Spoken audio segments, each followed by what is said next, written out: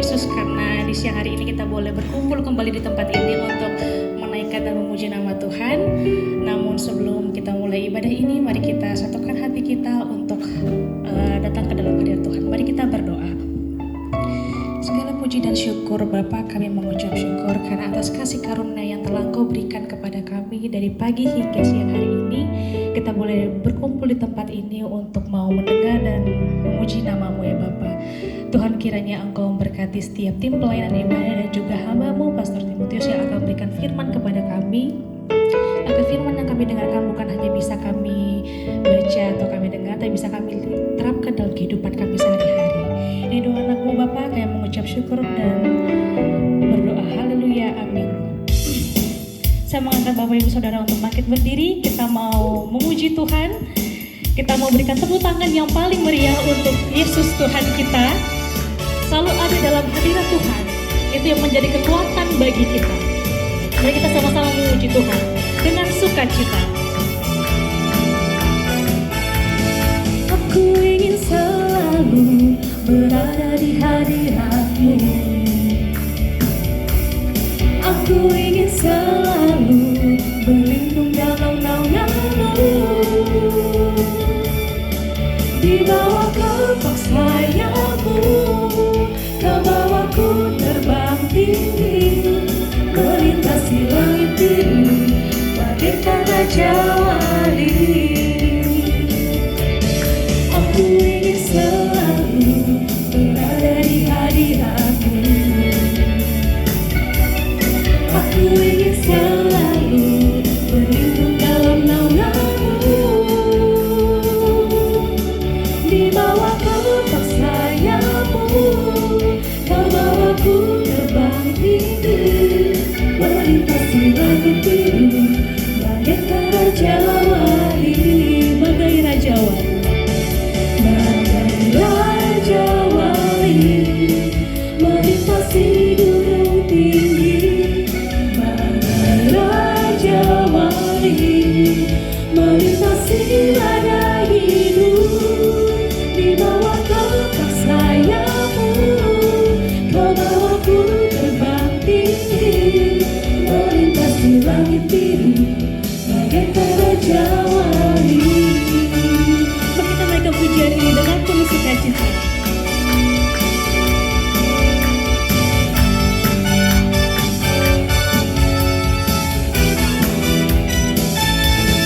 Aku ingin selalu berada di hadirat-Mu.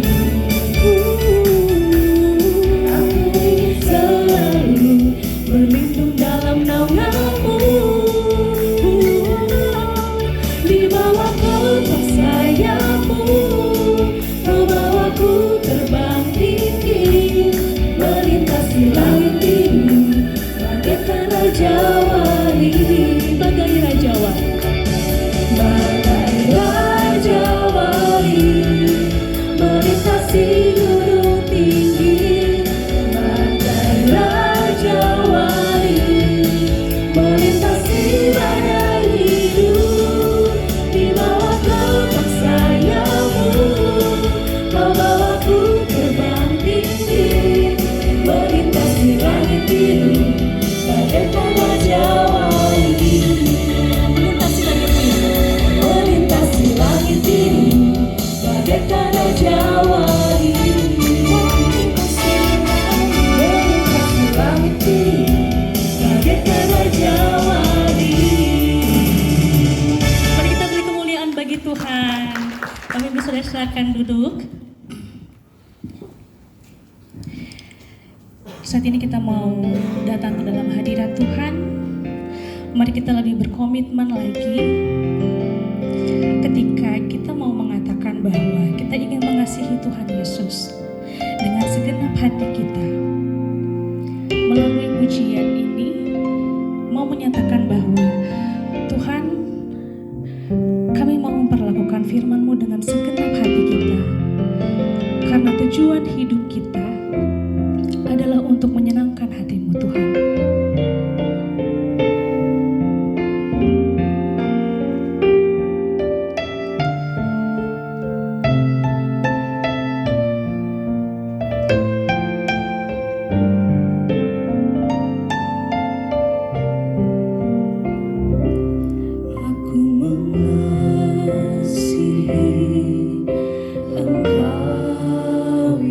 Yesus, dengan segenap hatiku aku mengasihi Engkau Yesus, dengan segenap jiwaku ku renungkan firman-Mu siang dan malam, ku pegang perintah-Mu dan ku lakukan. Engkau tahu ya Tuhan, tujuan hidupku hanyalah untuk menyenangkan hati-Mu.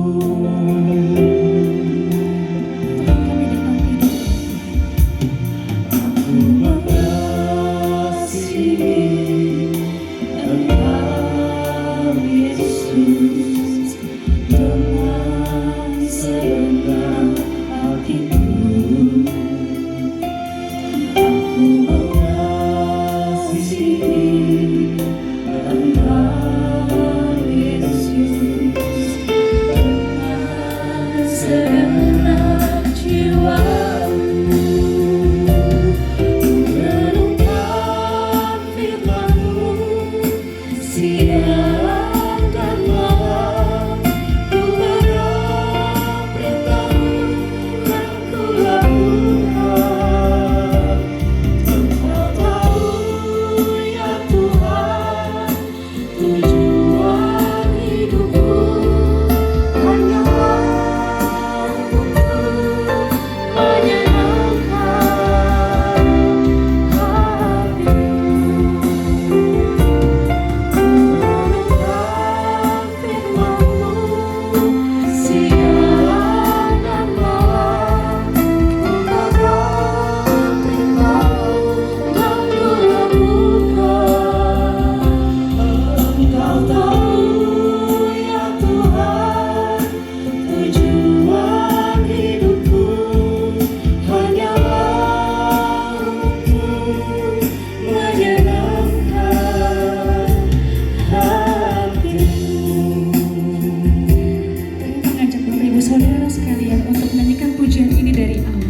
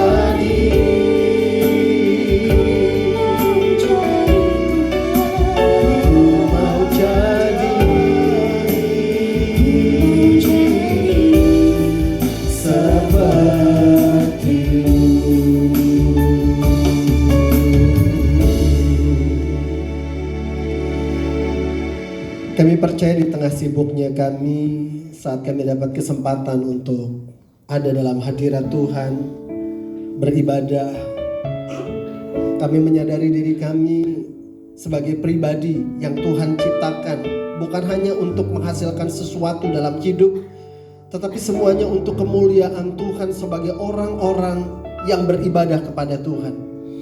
Olehnya kami berikan diri kami sebentar untuk nikmati firman-Mu, agar firman-Mu membawa kami Tuhan terus kepada arah di mana dunia tidak mengerti, tetapi orang-orang percaya mengerti. Sehingga apa yang kami lakukan dan kami kerjakan bagi hormat kemuliaan nama Tuhan. Makasih Tuhan, kami akan siapkan diri kami dan kami akan sambut firman-Mu di dalam nama Tuhan Yesus Kristus. Amin. Puji Tuhan. Shalom. Sekali lagi shalom. Iya. Puji Tuhan, hari ini saya akan bawakan tema menjadi kuat dan menjadi berkat dari Injil Matius pasal yang kelima ayat yang ke-13. Injil Matius pasal yang kelima ayat yang ke-15 sampai dengan ayat yang ke-16. Saya akan bacakan Injil Matius pasal yang kelima ayat 13 sampai dengan ayat yang ke-16. Demikian firman Tuhan. Kamu adalah garam dunia. Jika garam itu menjadi tawar, dengan apakah ia diasinkan? Tidak ada lagi gunanya selain dibuang dan diinjak orang. Kamu adalah terang dunia. Kota yang terletak di atas gunung tidak mungkin tersembunyi. Lagi pula orang tidak menyalakan pelita lalu meletakkannya di bawah gantang, melainkan di atas kaki dian sehingga menerangi semua orang di dalam rumah itu. Demikianlah hendaknya terangmu bercahaya di depan orang, supaya mereka melihat perbuatanmu yang baik dan memuliakan Bapamu yang di surga. Saudara, kita sering gak baca ayat-ayat ini? Ya, bahkan beberapa lembaga pelayanan gereja menggunakan dua simbol atau metafor dalam kekristenan ini untuk menjadi nama pelayanannya, yaitu garam dan terang. Saudara, kalau kita perhatikan bagian khotbah di bukit yang Yesus arahkan dalam posisinya pada waktu itu sebagai keberadaan di bangsa itu yang mengalami sudah sekian ratus tahun dalam penindasan, dalam penjajahan, dalam kebingungan, dan berakhir dengan satu keadaan mereka akhirnya nggak punya bangsa, nggak punya negara. Tetapi kita melihat bahwa pada masa ini bangsa ini menjadi bangsa yang sedemikian dibicarakan dengan kuat. Dan kita tahu itu juga berhubungan dengan keimanan kita sebagai orang Kristen.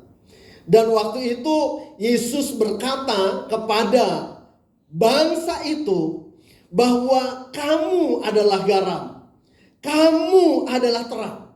Dia sedang tidak bicara sebagai seorang motivator yang mencoba membangun jiwa kuat untuk melakukan sesuatu. Dia juga tidak sedang bicara sebagai seorang narator yang sedang membangunkan jiwa nasionalis.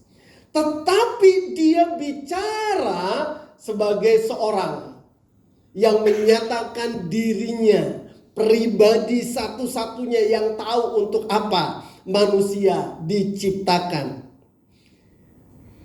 Selanjutnya, ya saudara, saya mau katakan bahwa kalau kita melihat bagian ayat-ayat ini, kita mungkin karena kita sering dengar, kita akan berkata begini, saya sering dengar Pak Pendeta, ya kira-kira aplikasinya untuk saya apa ya?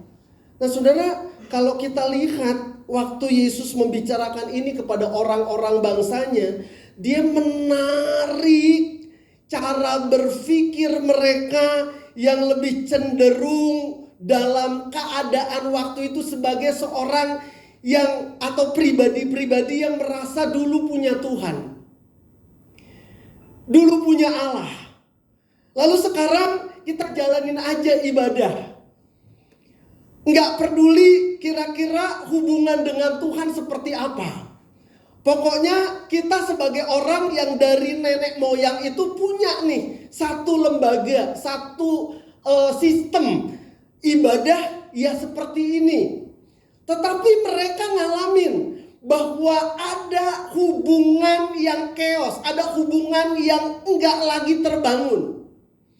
Dan hubungan itu adalah siapa diri mereka di hadapan Tuhan. Sehingga Tuhan Yesus coba ingatkan dari gambaran ini, kamu adalah orang penting, keberadaanmu penting. Kalau dikatakan di sini, Yesus mau bilang begini, kamu bukan akan jadi garam, kamu bukan akan jadi terang, tapi kamu adalah garam, kamu adalah terang.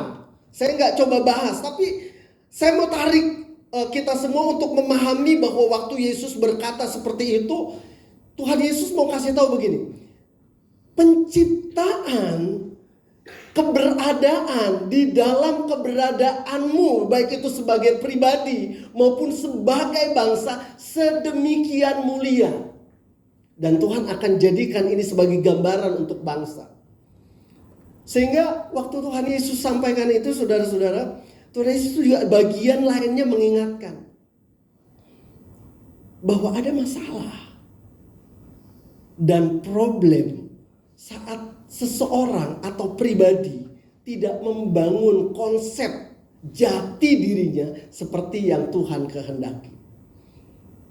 Adam dan Hawa jatuh karena faktor dia nggak sadar bahwa semua yang ada yang diciptakan untuk dirinya, cuma masalah satu, pohon yang buahnya nggak boleh itu dipermasalahkan dan itu jadi masalah. Manusia jatuh dalam dosa, hidup dalam dosa. Dan Tuhan mencari orang. Akhirnya muncul yang namanya Nuh. Dan akhirnya dunia direstorasi kembali. Diadakan perubahan, muncul orang yang cinta akan Tuhan. Tetapi kembali manusia jatuh. Hidup dengan apa yang dia mau. Sampai akhirnya muncul seorang yang bernama Yusuf. Di tengah kelaparan yang besar, diberikan hikmat bagaimana memberi makan dunia. Dan bangsa Israel, bangsa ini menjadi figur, menjadi gambaran bagaimana cara Tuhan memelihara.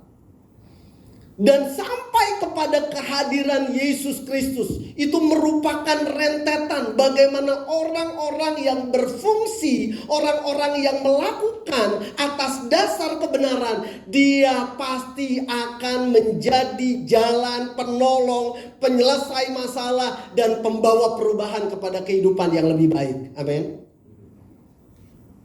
Dan saudara, waktu Tuhan Yesus bicara seperti ini kepada mereka, itu menusuk keberadaan mereka. Kenapa kita menjadi bangsa, menjadi keberadaan yang pernah jaya, tapi akhirnya nelangsa, susah, sengsara, hidup seolah gak berguna, di bawah tekanan.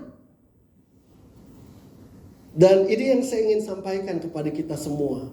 Menyangkut kepada pribadi, menyangkut kepada perusahaan, tapi juga berhubungan dengan bangsa kita. Bahwa keberadaan kita punya peranan penting, katakan peranan penting. Keberadaan kita ini punya poin untuk menjadi sesuatu yang mungkin kita gak sadar. Tetapi itu akan membawa dampak. Tetapi kalau kita tidak berfungsi, maka kita akan merusak tatanan yang ada. Nah, saudara perhatikan di sini. Setiap orang, setiap yang percaya dan setiap manusia yang diberikan hidup itu dikasih potensi dan talenta. Ya, kalau di perusahaan ini ada departemen-departemennya kan. Ya contohlah di pelayanan ini, ya di pelayanan ini. Ada worship leader, benar ya? Suaranya bagus kakak itu ya. Terus ada singernya. Terus ada bagian multimedia. Ada mixing man. Dan semuanya harus ngejalanin. Benar? Benar? Harus ambil fungsi tugasnya. Nah sekarang saya tanya sama Bapak Ibu Saudara. Kalau tiba-tiba Pak siapa? Pak Alex ya Pak ya? Pak Eli. Nah pas Pak Eli ini kita udah siapin nih semua nih acara ibadah ini. Ya udah siapin semua acara ibadah ini. Tahu-tahu Pak Eli ngambek. Kira-kira kita bisa lihat ini multimedia? Pak Eli tinggalin pergi. Kira-kira apa yang terjadi? Oh, ibadah tetap bisa jalan. Bisa. Tapi apa yang terjadi? Ada yang kurang. Yang harusnya semakin mempermudah kita untuk beribadah, gara-gara Pak Eli ngambek, ibadah jadi nggak ada multimedianya. Oke, itu baru satu. Tahu Pak siapa namanya Pak? Pak Samuel. Pak Samuel ikutan ngambek. Ibadah bisa tetap jalan nggak? Oh bisa. Tetapi makin kurang kelengkapannya, makin kacau. Yang seharusnya lengkap ada 2 bagian. Saya pernah dalam satu kali ibadah, saya tamu undangan, saudara. Tapi saya diundang oleh tuan rumah yang gak dikasih tahu sama pengurusnya bahwa saya itu cuma saya hamba Tuhan atau saya pendeta. Nah jadi pas dalam ibadah itu rupanya ada satu trouble, ada miss antara si koordinator yang menghubungi pendeta dengan dia, dengan si pendetanya. Jadi pas waktu ibadah itu, si pemimpin pujian ini sama koordinator bilang, naikin pujian lagi. Saya lihat ada apa tuh? Dan semua mulai gelisah karena tambah 5 menit nih waktu. Pas sudah 5 menit lewat, lagu udah habis, si koordinator bilang tambahin lagi. Cadangan lagu udah habis. Bingung kan yang dilatih mana? Nah ternyata informasi dari koordinator itu tambahin lagi. Rupanya pembicaranya ditunggu. Ini pembicara gak datang-datang.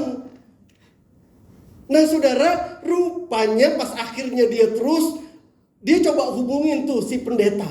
Akhirnya nyangkutlah ke si pendeta. Pendeta bilang, dari setengah jam yang lalu saya udah kasih tahu, saya ada masalah dan saya nggak bisa datang.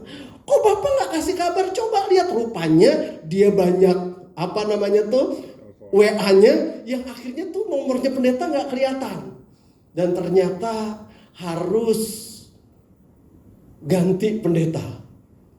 Nah masalahnya si koordinator ini nggak tahu ada pendeta yang hadir di acara itu. Dia langsung cari tuan rumahnya gimana nih. Waktu boleh dibilang untuk menghubungi pendeta lain, itu nggak ada. Akhirnya di kelabakan itulah si koordinator bilang, mohon maaf, ganggu nggak ibadah? Suasana jadi enak nggak? Suasana jadi baik nggak? Kan jadi enggak. Terpaksa kita cari alternatif cadangan. Dan tuan rumah kasih tahu, kebetulan ada teman saya yang saya undang, dia pendeta. Saya biasa khotbah Bapak Ibu, tapi kalau mendadak bukan berarti saya nggak bisa khotbah mendadak. Tetapi kalau mendadak artinya sesuatu yang nggak didoakan, sesuatu yang nggak dipergumulkan, mau nggak mau saya maju ke depan, saya bilang terserah Tuhan mau ngomong apa. Saudara, saya mau kasih tahu begini, Tuhan menciptakan keteraturan. Tetapi siapa yang bikin rusak? Dan kalau terjadi kerusakan, yang ditimbulkan apa? Masalah, problem. Dan waktu Tuhan Yesus katakan kamu adalah garam, kamu adalah terang, Tuhan gak cuma bilang kamu adalah garam, tapi juga Tuhan tambahkan satu gambaran, satu metafor bahwa kamu juga adalah terang. Tuhan mau kasih tahu, mungkin kegunaanmu banyak. Garam berguna untuk banyak hal. Kalau terang cuma untuk satu kegunaan. Tapi Tuhan mau kasih gambaran begini, masalahnya bukan siapa kamu, tapi apa fungsi kamu. Apa timbulkan? Efek baik apa yang kamu timbulkan? Atau kamu justru jadi penyebab masalah, perusak tatanan. Yang harusnya bisa ditargetin, itu jadi bias, harus muter jauh. Dan Tuhan mau kasih tahu bahwa bangsa Israel ngalamin seperti itu karena fungsinya itu nggak dimengerti, fungsinya nggak dijalanin. Bapak Ibu, kita semua dikasih Tuhan dalam kehidupan ini talenta, katakan talenta. Kita dikasih karunia, amin. Tapi pertanyaannya, talenta dan potensi yang tidak dikerjakan atau malas mengerjakan, hasilnya apa?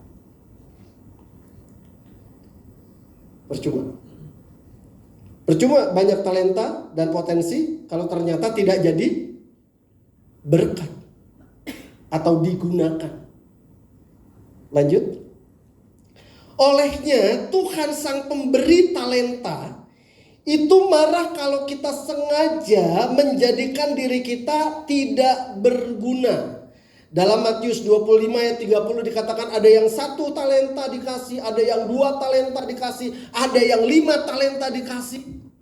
Yang 5 melipat gandakan jadi 10, yang 2 melipat gandakan jadi 4, yang 1 dikatakan dikubur. Artinya dia tidak gunakan. Mungkin dia berpikir begini, karena sedikit. Karena sedikit. Jadi dia gak mau tuh gunain. Tapi apa yang terjadi? Tuhan marah. Apakah Tuhan marah karena faktor dia gak gunakan talenta? Bukan. Tapi karena faktor kita ada di kehidupan ini, itu saling melengkapi. Amin. Amin. Jadi perusahaan ini, tempat kita ada di MNC ini, saya yakin semua yang direkrut ini punya kegunaan masing-masing. Amin. Tapi apa yang membuat perusahaan marah kira-kira? Kalau kita ternyata tidak berfungsi sesuai dengan yang ditujukan untuk perusahaan itu, saudara dan kita semua ditempatkan. Karena targetnya adalah bahwa perusahaan ini maju. Manusia, kita nih semua diciptakan, nggak ada yang nggak berguna. Seorang yang lahir dalam keadaan hampir sepenuhnya cacat, Nick Vujicic, pernah dengar nama ini? Dia nggak punya lengan, dia nggak punya kaki, kakinya cuma sampai segini. Dan di usia remaja akhirnya dia dibully, hampir bunuh diri. Untung mamanya kasih tahu bahwa kamu bisa. Dan ternyata dia jadi seorang hamba Tuhan yang luar biasa. Dia juga jadi seorang motivator. Dia juga jadi pengusaha yang sukses. Ternyata yang cacat seperti itu aja, itu dipakai Tuhan. Saudara, bangsa ini mengalami berkali-kali masa krisis yang besar. Ya, tahun 98, siapa yang gak ngerti bahwa keadaan mencekam. Kemarin kita seolah-olah hampir mengulangi lagi, bener ya? Wah, di Bekasi itu informasi, gereja hari Minggu jangan ibadah dulu. Kenapa? Sebab akan ada serbuan, terjadi macam-macam. Saudara, saya mau kasih tahu begini, apa dong penyebabnya nih? Saya mau katakan, karena banyak orang yang dipercayakan tidak berfungsi dengan benar. Suami yang punya rumah tangga berantakan, kalau itu penyebabnya dari dia mungkin gak sadar waktu dia selingkuh. Mungkin dia gak sadar waktu dia ternyata hambur-hamburkan uangnya untuk kehidupan pribadinya, bukan untuk istri dan anak-anaknya. Lalu kalau ternyata dia bilang, kenapa ya kok rumah tangga saya kok rusak pas waktu dia bangkrut atau dia kena penyakit. Kita bisa salahkan siapa? Salahkan Tuhan atau salahkan diri? Jadi siapapun kita punya kondisi yang kalau kita tidak mengerti, kita rusak. Apalagi kalau kita ternyata sebagai orang-orang Kristen nih, hidup ngerjain segala sesuatu ukurannya apa? Uang. Ukurannya apa? Pujian. Ukurannya apa? Jabatan. Saya pernah ada anak muda yang dia ngerasa bahwa gereja itu nggak penting. Dia tanya begini, Pak Pendeta, saya ngerasa yang penting saya hidup baik, saya hidup benar, saya ngelakuin yang baik, saya nggak perlu ke gereja. Karena ke gereja untuk apa? Apa untungnya ke gereja? Saya bilang ke gereja nggak ada untungnya, benar? Ke gereja nggak ada untungnya, buang waktu. Ngapain kita duduk tepuk-tepuk tangan nyanyi atau nyanyiin lagu himne lalu dengerin orang ceramah? Tapi saya mau katakan, ke gereja engkau akan tahu apa yang jadi maksud Tuhan dalam hidupmu. Sehingga engkau juga dalam gereja akan dilatih untuk lepas dari diri sendiri. Dari kehidupan yang hanya konotasinya uang, pujian, jabatan. Kalau nggak ada untung nggak dikerjakan. Di gereja kamu diajar memberi bagi orang lain, memfungsikan diri, sisi manfaat yang tanpa ada embel-embel. Dan akhirnya banyak orang dipulihkan mentalitas jiwanya, sikap hidupnya, moralitasnya itu di gereja karena memahami apa? Tahu bahwa ternyata nggak melulu yang kita lakukan harus untuk kepentingan pribadi, untuk keuntungan diri. Lanjut, olehnya kita coba perhatikan bagian ayat-ayat ini yang saya nanti akan coba kaitkan dengan kesaksian hidup saya. Apa dampak yang kita bisa berikan dalam kesederhanaan kita? Ya, saya berharap ini bisa jadi aplikasi juga dalam sisi hubungan kita internal dalam rumah tangga, rekan kerja, dan berbagai macam interaksi. Yang saya berharap kita tahu bahwa kita ini diciptakan Tuhan itu luar biasa. Galatia 6 ayat yang ke-7. Ya.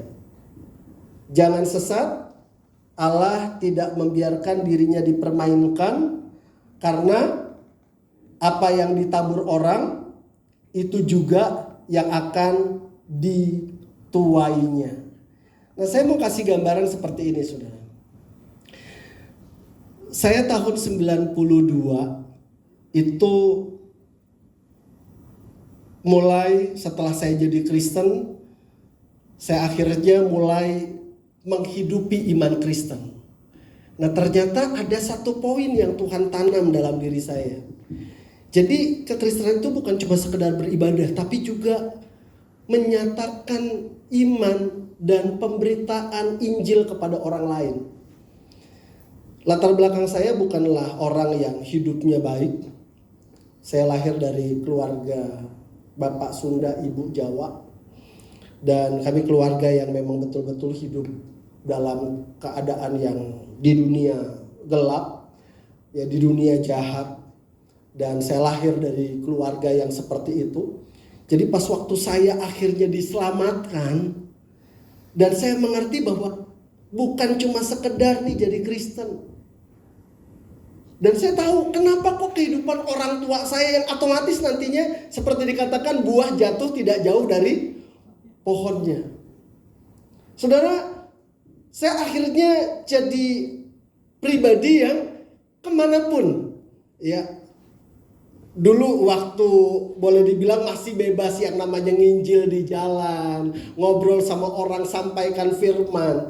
Saudara, saya lakukan itu yang namanya penginjilan di Bekasi. Dulu Bekasi jarang banget gereja.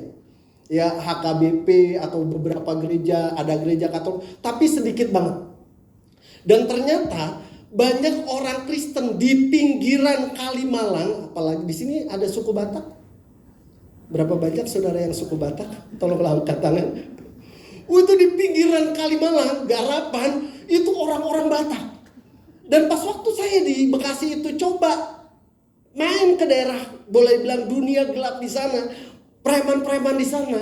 Yang saya aneh, saya nih baru jadi Kristen dan saya ngerasain hubungan yang indah dengan Tuhan. Tapi pas waktu saya lihat orang Kristen kebanyakan, ya ampun, mabuk, judi, hidup dengan kebebasan seks. Wah, saya bilang, kok begini orang Kristen? Karena saya baru banget waktu itu. Akhirnya apa yang terjadi saudara? Saya lakukan. Saya kasih tahu. Satu-satu saya mulai injili. Waktu itu saya nggak berniat sedikit pun jadi hamba Tuhan. Saya nggak berniat sedikit pun jadi pendeta, apalagi jadi gembala. Nggak ada niat. Saya ngerasa nih, saya udah jadi Kristen, terima Yesus sebagai Tuhan dan Juru Selamat. Mengalami pengalaman rohani, Tuhan itu ada dan Tuhan itu nyata. Itu udah jadi satu hal yang menyenangkan buat saya. Yang membuat saya memiliki satu kehidupan yang baru, meninggalkan segala sesuatu yang lama. Tapi saya lihat kok orang-orang Kristennya seperti ini. Itu daerah yang anak-anaknya narkobaan. Dan bertahun-tahun sampai akhirnya banyak orang yang terselamatkan. Saudara, terbentuklah yang namanya persekutuan. Dan dari persekutuan itu ratusan anak-anak muda. Dan kalau saya ibadah, itu saudara, saya khotbah tuh bisa sampai 1,5 jam. Dan adain pelepasan, mereka lepas. Dan saudara tahu, pas waktu akhirnya sudah banyak, muncul ada gereja. Dan waktu itu saya akhirnya mulai yang namanya dalam tanda kutip menggembalakan. Saudara, pukulan saya pertama adalah tiba-tiba gereja ini ngebawa jiwa-jiwa yang saya layani. Waduh, saya pikir saya kecewa banget. Tapi sampai akhirnya saya mengerti bahwa fungsi saya pada waktu itu adalah menginjil. Dan saya bilang, boleh dibilang banyak yang akhirnya boleh dimenangkan untuk kemuliaan Tuhan. Dan saudara tahu sekarang di Bekasi, di tempat saya ada yang tadinya gereja nggak ada. Itu mungkin setiap ruko yang dibangun itu langsung sudah ditekin sama gereja. Katakan haleluya. Dan saya berpikir pada waktu itu, apa yang saya buat, apa artinya? Dan saudara ngerti, puluhan, belasan tahun yang saya berpikir nggak masuk ke gereja saya. Tapi ternyata saya lihat ketemu di gereja A, ketemu di gereja B, yang dia tadinya preman, yang dia tadinya orang yang nggak punya masa depan, yang tadinya dia bukan siapa-siapa. Setelah diselamatkan, dia menjadi orang-orang yang luar biasa dalam Tuhan. Peranan saya kecil. Dari orang yang bukan Kristen. Masuk di Bekasi. Tetapi ternyata itu memberi perubahan dan dampak bagi banyak orang. Nah, tetapi kalau saya nggak lakukan, kira-kira apa yang terjadi? Galatia 6. Kita cepat. Sebab barang siapa menabur dalam dagingnya, ia akan menuai kebiasaan dari dagingnya. Tetapi barang siapa menabur dalam roh, ia akan menuai hidup yang kekal dari roh itu. Dampak yang kita berikan bukan apa yang ternyata kita miliki dalam materi, tetapi apa yang kita berikan secara rohani, itu kehidupan yang benar, yang kita lakukan sesuai dengan fungsi kita. Terakhir, Galatia 6 ayat 9, kita baca bersama-sama. Galatia 6 ayat 9, 3, 2, 1. Janganlah kita jemu-jemu berbuat baik, karena apabila sudah datang waktunya, kita akan menuai. Tapi catatan terakhirnya apa? Jika kita tidak menjadi lemah.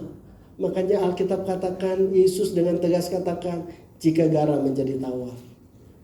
Jadi masalah dalam hidupmu, problem dalam hidupmu, kesusahan dalam hidupmu, hal yang pahit yang terjadi di sekitar kita, karena peran kita seringkali gagal. Sekarang berapa banyak kita yang mau berfungsi, katakan amin. Tuhan memberkati. Kita berdoa. Kita bangkit berdiri.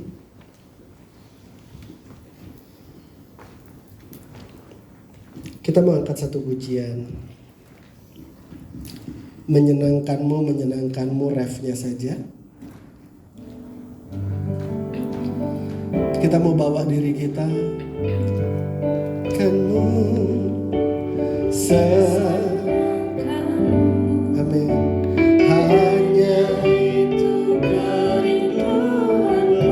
Menyenangkanmu,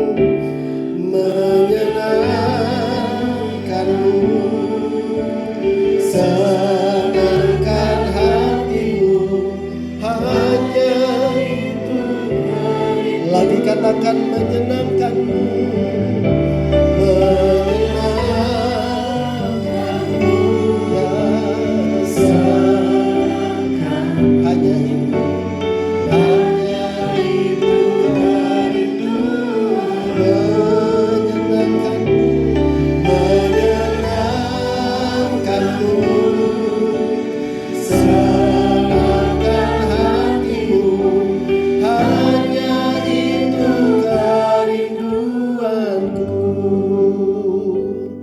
Kita lahir di keluarga seperti apa, lalu kita berproses menjadi seperti apa lewat pendidikan, lewat pekerjaan kita ditempatkan, lalu kita mungkin berkeluarga, berumah tangga, dan kita menghadapi berbagai pergumulan. Masalahmu itu, problemmu itu, tantanganmu itu bukan hal yang terpenting yang harus kamu selesaikan, tapi tanyakan sama dirimu, berfungsikah engkau? Kita ada di lingkungan sosial kita. Kita ada di lingkungan, ditempatkan Tuhan di pekerjaan kita. Sudahkah kita berpikir bahwa kita menjalankan kehendak Allah? Kamu adalah garam, kamu adalah terang. Kalau engkau berlaku tidak benar, engkau menyebabkan masalah, menyebabkan problem yang akhirnya berdampak juga kepada hidupmu. Engkau berdoa, Tuhan tolong aku. Bukan Tuhan tidak mau tolong, tapi ada hal yang perlu kita koreksi di diri kita sampai kita berubah. Problem kita dan masalah kita juga Tuhan pasti selesaikan. Tuhan, kami sambut firman-Mu. Jadikan kami orang-orang yang mengerti fungsi. Kami bukan menjadi garam, kami bukan menjadi terang, tetapi kami adalah garam dan kami adalah terang itu. Berkati MNC TV, tim jajarannya, dan Tuhan berkati kami semua. Di dalam nama Tuhan Yesus Kristus, kami sambut firman-Mu. Amin. Amin. Terima kasih buat hambanya Pastor Timotius Sudarno yang sudah memberikan firman yang sungguh luar biasa pada siang hari ini. Silakan duduk kembali. Tiba saatnya kita akan mendengarkan pengumuman. Persekutuan ibadah Jumat minggu depan akan dipimpin oleh Pastor Dr. Mala Komalasari di jam 12 hingga jam 1 siang. Tapi untuk tempatnya khusus minggu depan akan diadakan di gedung IHUB, ruang auditorium gedung IHUB, X dari gedung Sindo. Selanjutnya, perayaan Ekaristi Jumat pertama akan dilakukan tanggal 3 Oktober oleh Pastor Antonius Viko di jam dan tempat yang sama, yaitu Ainus Tower lantai 3. Selanjutnya, persekutuan doa MNC Center pada tanggal 10 Oktober akan dipimpin oleh Pastor Yusak Dani Dubu pada jam dan tempat yang sama. Selanjutnya, berikut ada laporan khas PD MNC Center tanggal 19 September 2025. Dan bagi Bapak Ibu yang mungkin terbeban untuk mendukung pelayanan ibadah kami, bisa menghubungi kontak person dari Ibu Yordina ataupun Ibu Leni. Selanjutnya, kita setiap Senin akan ada doa Senin yang dilakukan di gedung IHUB Tower lantai 4 pada pukul 8.00 Untuk teman-teman yang ingin bergabung untuk melakukan doa Senin bisa menghubungi PIC Pak Hans dengan nomor yang tertera di layar. Selanjutnya kita juga ada QR form doa. Mungkin bagi teman-teman semuanya yang mungkin memiliki pergumulan dan ingin didoakan, bisa mengisi QR form yang ada di layar dengan menuliskan nama, unit bisnis, dan nomor telepon jika berkenan. Selanjutnya, bagi teman-teman semuanya yang ingin dan rindu untuk melayani Tuhan, di sini kita bisa menghubungi PIC Kak Cindy untuk singer, selanjutnya ada Kak Maria untuk aser, dan juga PIC Pak Eli untuk tim multimedia.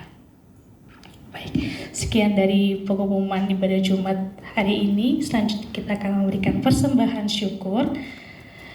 Namun sebelum itu mari kita bersatu di dalam doa. Mari kita berdoa. Ya Allah Bapa dalam kerajaan surga, terima kasih atas segala berkat-Mu yang telah Kau berikan kami pada siang hari ini ya Bapa.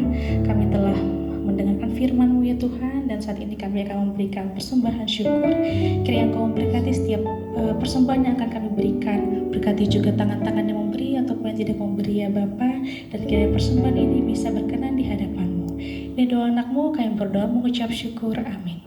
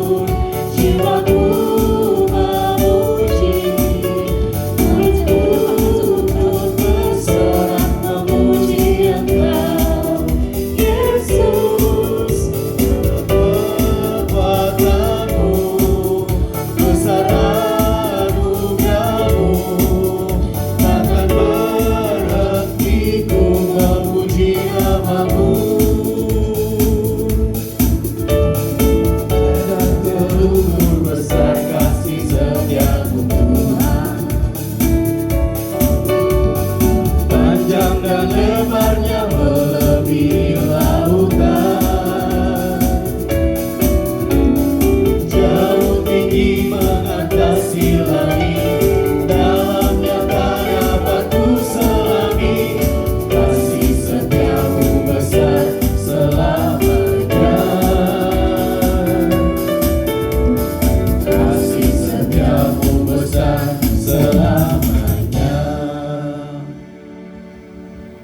Baik Bapak Ibu Saudara yang dikasihi Tuhan, kita akan mengakhiri ibadah kita. Sebelumnya kami mengucapkan terima kasih kepada Bapak Pendeta Pak Timotius Sudarno yang sudah melayani firman Tuhan pada siang hari ini.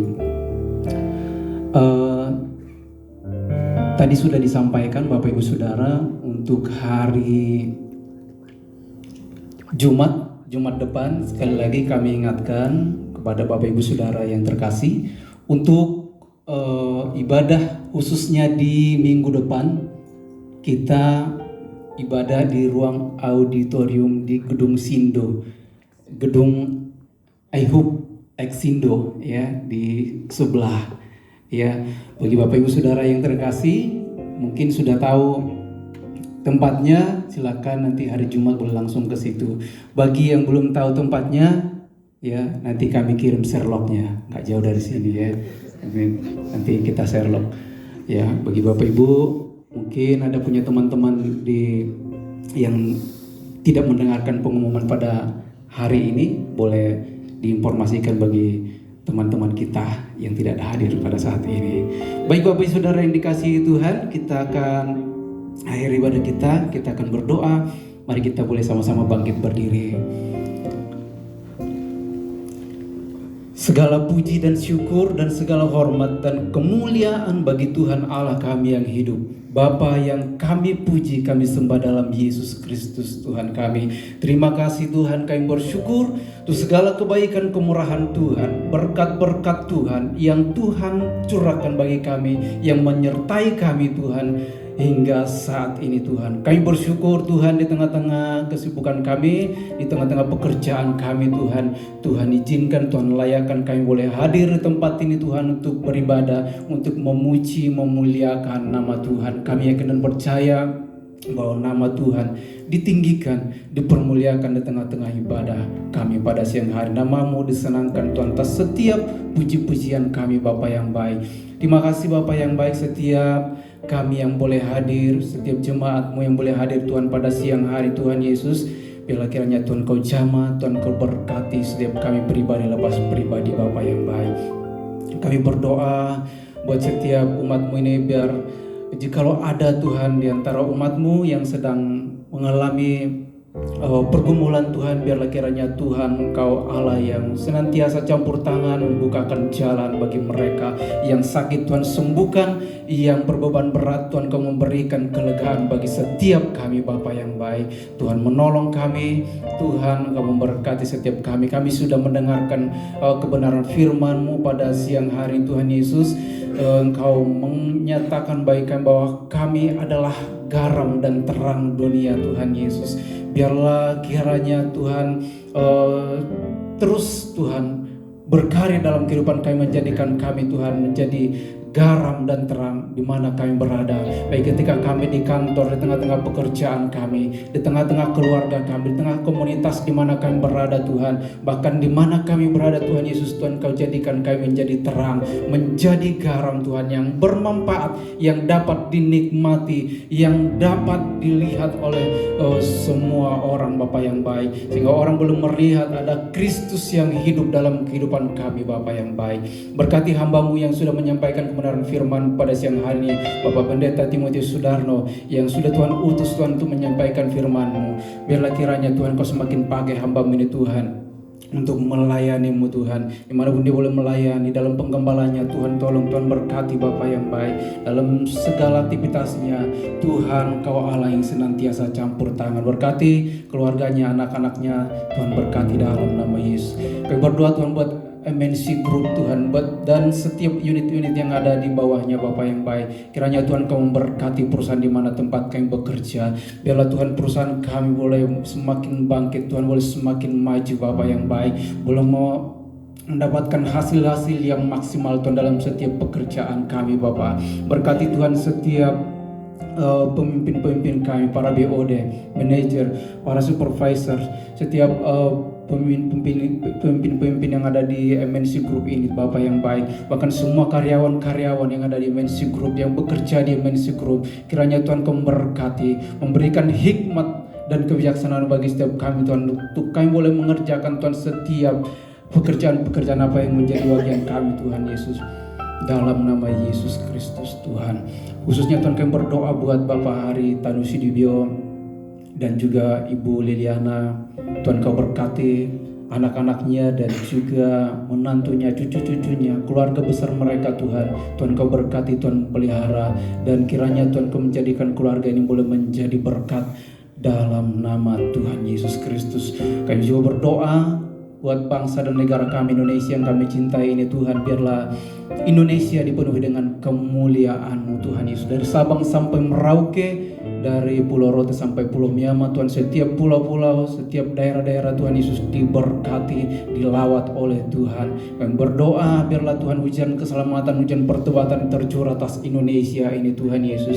Kami berkatakan Tuhan saat ini biarlah Tuhan lawatan-Mu, ada shalom atas Indonesia ini Tuhan Yesus, ada kedamaian atas Indonesia, dijauhkan Tuhan dari segala teror-teror, dijauhkan Tuhan dari segala niat-niat sejahat atas bangsa kami Tuhan. Ayo biarlah kedamaian, ketenteraman boleh ada terjadi atas bangsa kami, bangsa Indonesia yang kami cintai ini Bapa yang baik. Di dalam nama Tuhan Yesus Kristus, berkati para pemimpin kami, presiden, wakil presiden, para kabinet-kabinet kementerian yang ada, dan semua para pejabat-pejabat yang ada di legislatif, yudikatif, eksekutif, semuanya Tuhan, berkiranya Tuhan Kau berkati, curahkan hikmat dan roh takut akan Tuhan bagi mereka Tuhan, untuk boleh mengerjakan setiap menjadi bagian mereka untuk bangsa ini. Di dalam nama Tuhan Yesus Kristus, kami juga berdoa buat semua pengurus-pengurus PD yang ada di PD MNC Center ini Tuhan Yesus, biar kiranya Tuhan Kau berkati, berikan kami kesehatan dan kesatuan Tuhan Yesus, boleh bersama-sama bergandeng Tuhan untuk boleh melayani Tuhan untuk lebih lagi Tuhan, sehingga PDMNC ini Tuhan penuh dengan kemuliaan nama Tuhan. Pakai PDMNC ini Tuhan Yesus menjadi alat-Mu untuk menjangkau banyak jiwa-jiwa Tuhan di tengah-tengah perusahaan kami ini Bapa yang baik, sehingga PDMNC ini boleh menjadi berkat Bapa dalam nama Tuhan Yesus Kristus. Dan akhirnya Tuhan, sebentar Tuhan kami akan mengakhiri ibadah kami Bapa. Biarlah kiranya Tuhan teruslah sertai kami dalam melanjutkan Tuhan setiap aktivitas pekerjaan kami Tuhan. Di dalam nama Tuhan Yesus Kristus, tutup bungkus kami dengan kuasa darah-Mu yang kudus. Di dalam nama Tuhan Yesus Kristus, haleluya, amin. Doa berkat kepada Pak Pendeta.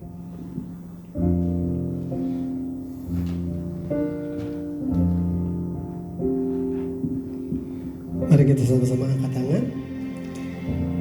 Damai sejahtera dan kasih sayang dari Allah Bapa melalui pengorbanan anaknya Yesus Kristus dan kuat kuasa Roh Kudus yang menyertai engkau, mengangkat engkau jadi kepala dan bukan ekor, terus naik dan bukan turun, untuk menyertai engkau dalam segala karya, sehingga nama Tuhan dipermuliakan dalam hidupmu. Terimalah segala berkat di dalam nama Bapa, Putra, dan Roh Kudus, yaitu di dalam nama Tuhan Yesus Kristus. Amin. Terima kasih Bapa.